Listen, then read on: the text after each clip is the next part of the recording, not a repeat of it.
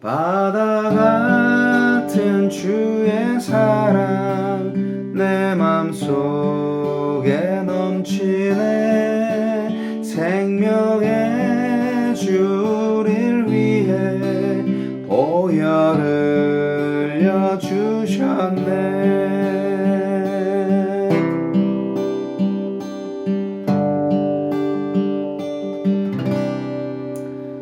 바다 같은 주의 사랑 내 맘속에 넘치네. 생명의 주를 위해 보혈을 흘려주셨네. 영원하신 주의 사랑 어찌 우리 잊으리. 생명 주신 주님만은 영원히 찬양하리.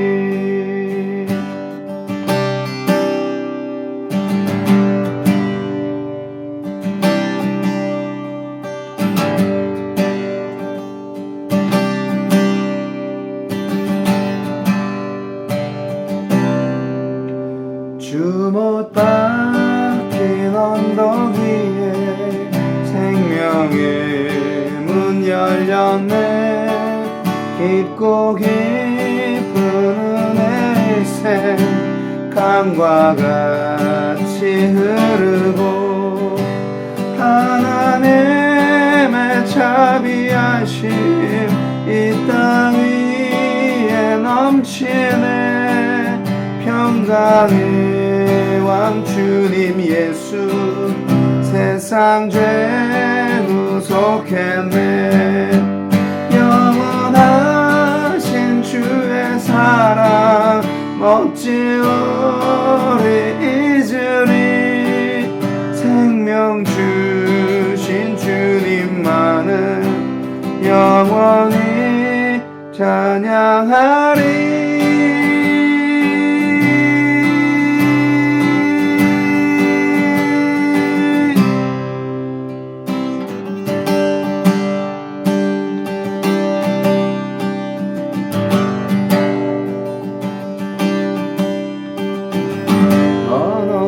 사랑 더 넓은 사랑 더 깊은 사랑 진실한 사랑 더 높은 사랑 더 넓은 사랑 주 같은 사랑 없네.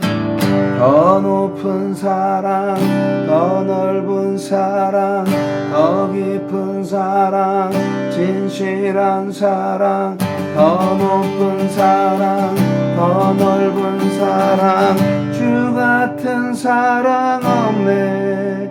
바다 같은 주의 사랑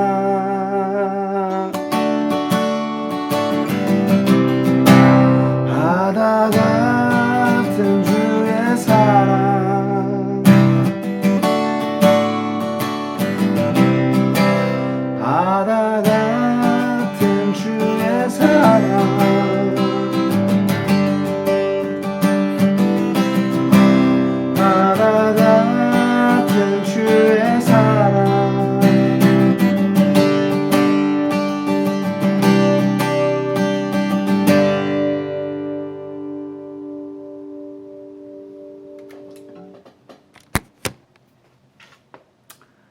고린도전서 14장 말씀을 봉독해 드리겠습니다.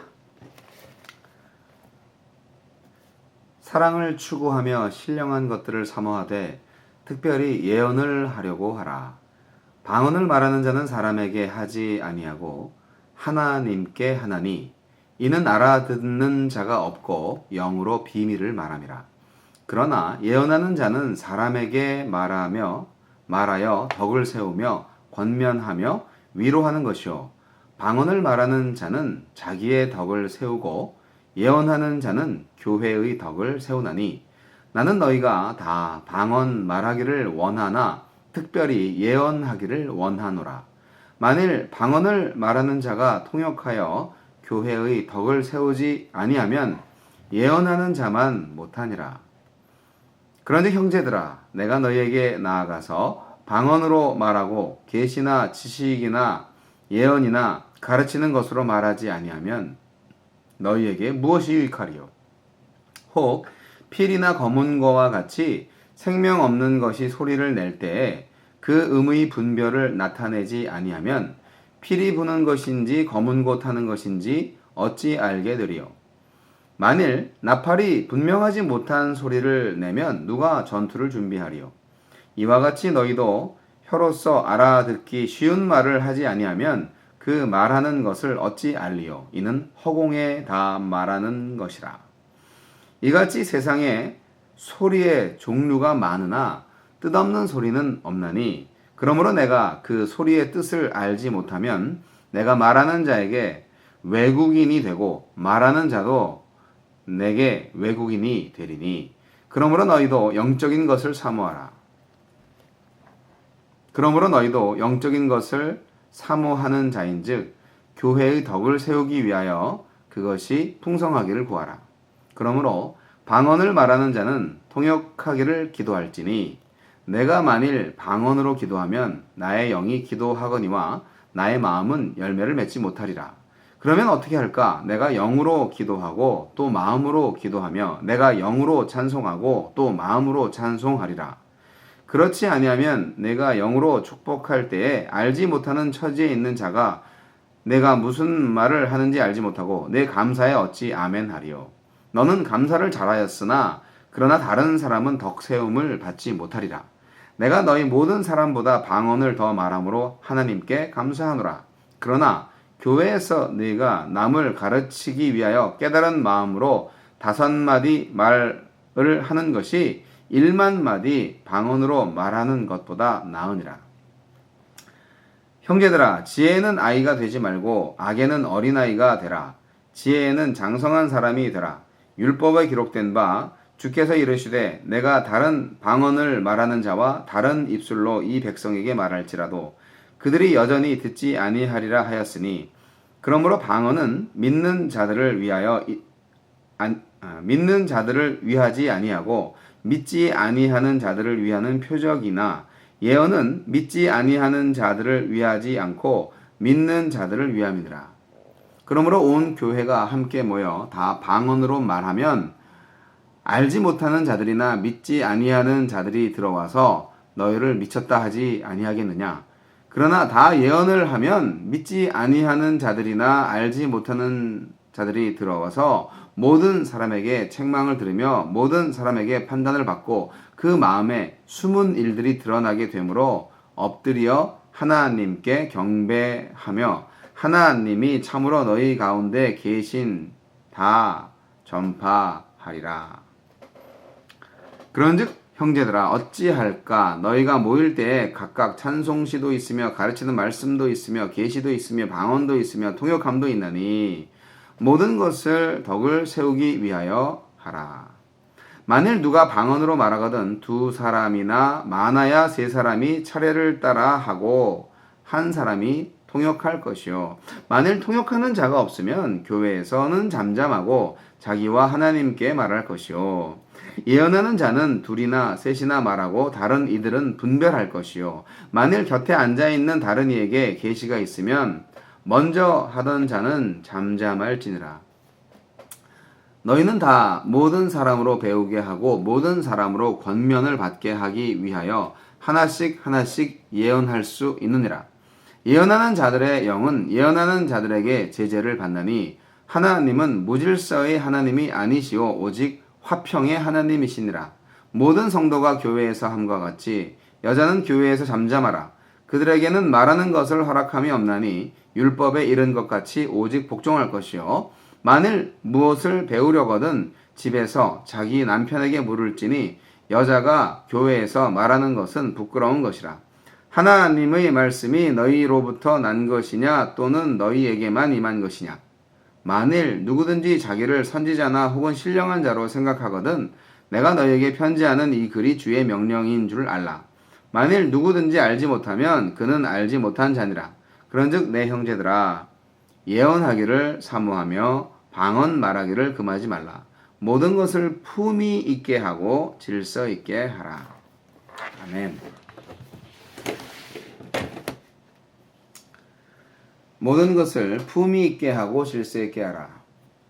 모든 것을 품위 있게, 질서 있게. 고린도전서 14장 말씀을 통해서 함께 나누고자 하는 교훈입니다. 방언과 예언에 대해서 바울 사도가 고린도 교회에게 굉장히 실제적인 지침을 주고 있습니다. 한마디로 얘기해서 방언을 다 하기를 바라고 예언을 하기를 소망해라. 그렇게 말하고 있습니다. 고린도 교회에 방언하는 사람들이 무척 많았습니다. 예언하는 사람도 많았습니다. 그런데 그렇기 때문에 각기 자기가 더 큰 일을 한다고 자랑하면서 자기와 다른 은사를 가진 사람들을 업신여기는 경향이 있었던 것 같습니다. 그래서 바울은 우선적으로 사랑을 추구하라 그렇게 설교하면서 신령한 은사를 사모하되 특히 예언의 은사를 구하라 그렇게 권장하고 있습니다. 그 이유를 설명하기 위해서 방언과 예언의 은사가 비교되고 있죠. 방언과 예언은 아주 차이가 큽니다. 방언은 신비스러운 말이죠. 사람한테 하는 게 아니에요. 하나님한테 하는 겁니다. 기도잖아요. 그래서 개인적으로는 아주 좋습니다. 그리고 예언은 하나님의 계시를 사람한테 말하는 것이죠. 이것은 교회의 덕을 세우기 위한 것입니다. 권면하기 위한 것이고 위로하기 위한 것입니다. 방언은 개인 신앙에 기쁨을 주고 예언은 공동체의 희망을 줄 수 있습니다.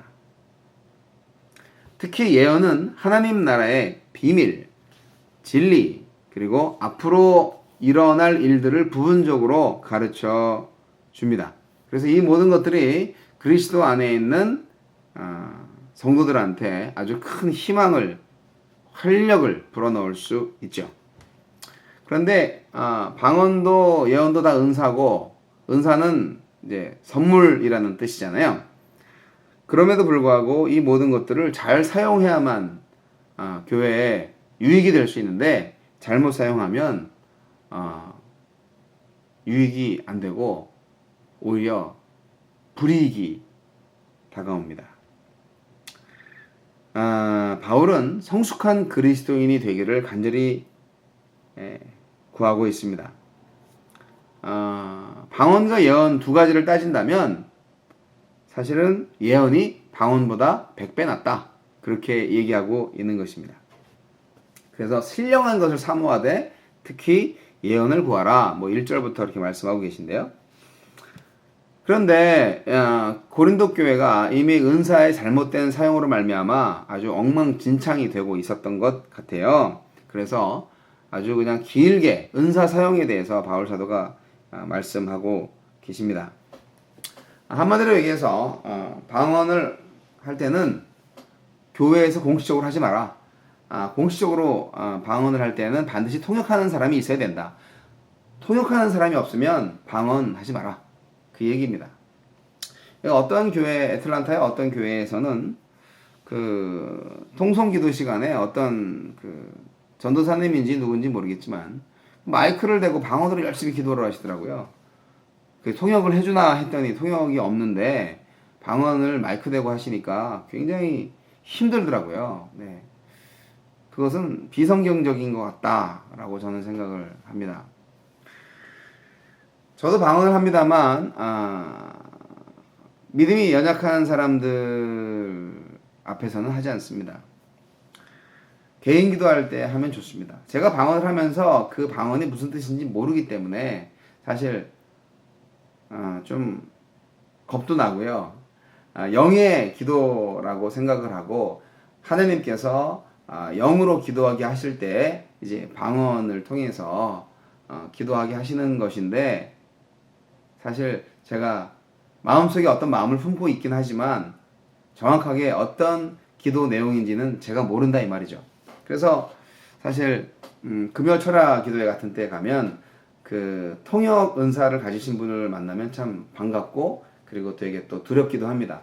이렇게 방언을 하면 그분이 한 구절씩 통역을 하는데 아주 심각한 내용들이 이렇게 드러날 수가 있기 때문에 얼마나 부끄러운지 알 수가 없어요.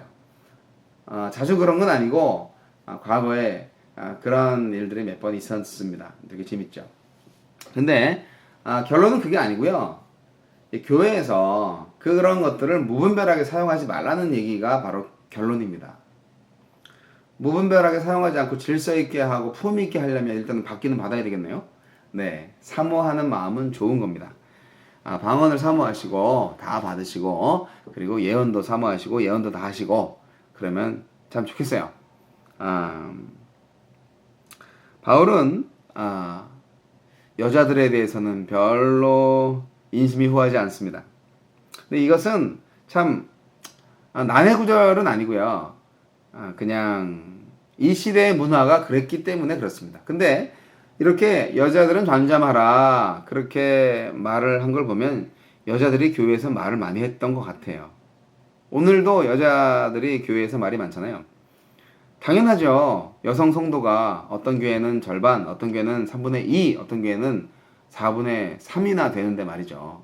당연히 여자 성도들의 말씀이 많으시죠. 요즘은 뭐 여자 목사도 있고 뭐 여자 전도자도 있고 뭐 여러 신령한 분들이 여성분들이 참 많습니다. 그런데 바울은 잠잠하라 그렇으니 얼마나 아니 이것도 성경이야? 그렇게 생각을 하실 수도 있어요.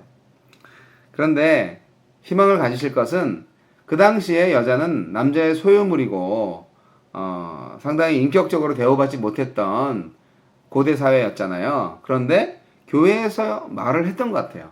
그러니까 잠잠하라고 명령을 하죠. 그렇게 유추해 볼 수 있지 않을까요? 그래서 교회는 결국 그 시대의 문화를 정면으로 도전하면서 여성에게도 동등한 남자와 동등한 권리를 부여했다 하는 것을 볼 수가 있습니다. 비록 바울 사도에 의해서 잠잠케 하는 함구 명령을 받기는 했지만 그러나 이미 여자 성도들 또 여자 제자들을 통해서 여성 제자들을 통해서 복음이 전파되고 있고 또 교회가 운영되고 있다는 것을 우리는 충분히 유추할 수 있습니다.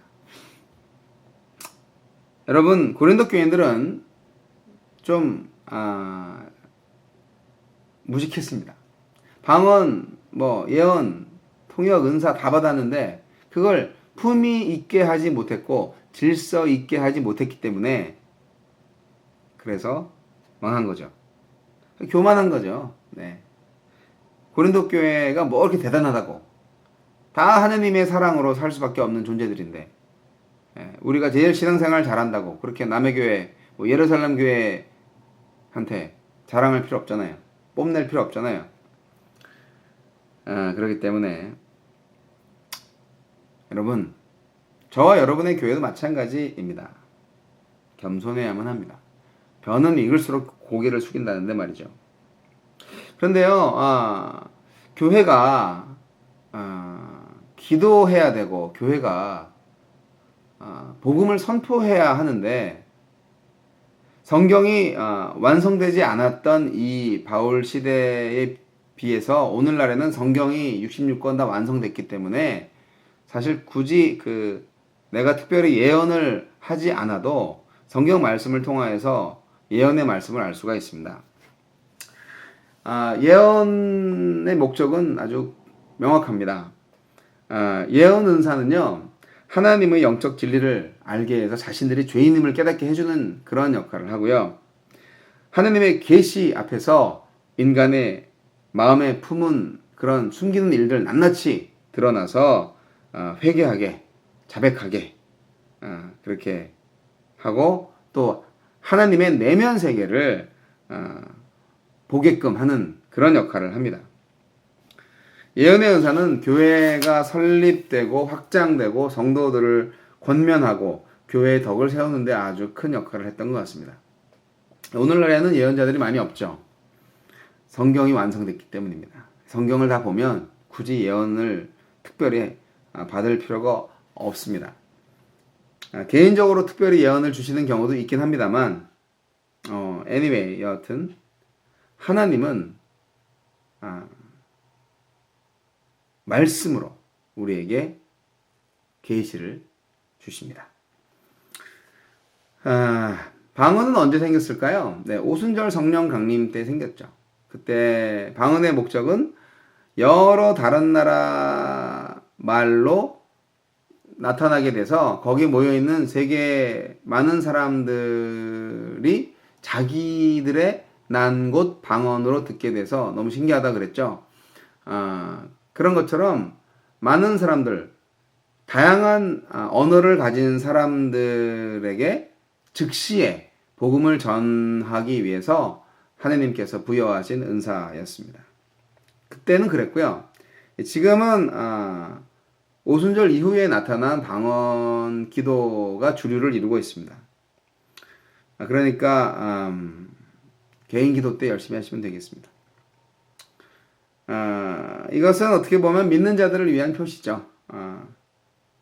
예언은 믿지 아니하는 자들한테도 필요합니다. 왜냐하면 그들의 죄인임을 알아야 되기 때문에 말이죠. 그래서 예언과 방언, 교회가 조금 걸음마를 시작하면 그 모든 것들을 경험할 수 있습니다. 그런데 그것이 끝이 아니라 시작인 것을 여러분 기억하십시오. 방언과 예언은 오늘날과 같이 모든 성경이 완성되고 또 여러 가지 종교개혁 이후에 많은 변화들이 있는 그런 현대교회 안에서는 초대교회와 같이 특수성을 가지지는 못합니다. 예언의 은사를 한마디로 얘기하면 특별계시, 즉 말씀을 깨닫는 것을 의미합니다. 모든 사람들이 말씀을 잘 깨달으면 그것이 바로 예언의 은사를 가진 것과 다름이 없습니다. 초자연적 권능의 상징으로 그분 예언의 능력이 있으셔, 예언의 은사가 있으셔, 그분 말씀은 하나님이야, 그렇게 평가하시면 조금 곤란하다 이거죠. 그 예언의 말씀이 성경의 말씀과 일치하는가 하는 것을 분명히 알아야 되는데요. 성경이랑 다른 예언을 하시는 분들은 굉장히 위험합니다. 이단되는 거죠. 방언도 절대적으로 교회의 덕을 세우기 위해서 사용해야만 합니다. 교회의 덕을 세우기 위한 은사 중에 제일 초보적인 게 바로 방언입니다. 어제도 함께 나누었던 얘기가 바로 그것입니다. 제일 큰 은사를 사모하라 그랬잖아요. 사랑의 은사 말입니다. 하느님의 최고 계명, 사랑, 그 사랑을 실천하는 삶, 내 힘으로 안 되기 때문에 은사로 받아야 되거든요. 사랑의 은사를 사모하셔야 됩니다. 모든 것을 품위 있게 하고 질서 있게 하라. 네. 예언하기를 사모하십시오. 말씀 깨닫는 일들을 정말 사모하시기 바랍니다. 공부 열심히 하시고요. 성령 의지해서 성경 읽으시고 기도하시고 삶에 적용하면서 말씀을 깨달으시기 바랍니다. 그리고 방언 말하는 것을 금하지 마세요. 방언하시라고 그냥 하세요. 하지만 교회의 덕을 세우게끔 인도해 주시면 참 좋겠습니다. 교회가 질서가 있어야 됩니다. 교회는 품위가 있는 곳입니다. 예언과 방언의 은사, 모든 것을 질서 있게, 품위 있게 행하신다면 하나님 기뻐하시는 참 교회가 될 것입니다. 바로 저와 여러분의 교회가 말입니다. 모든 것을 품위 있게, 질서 있게.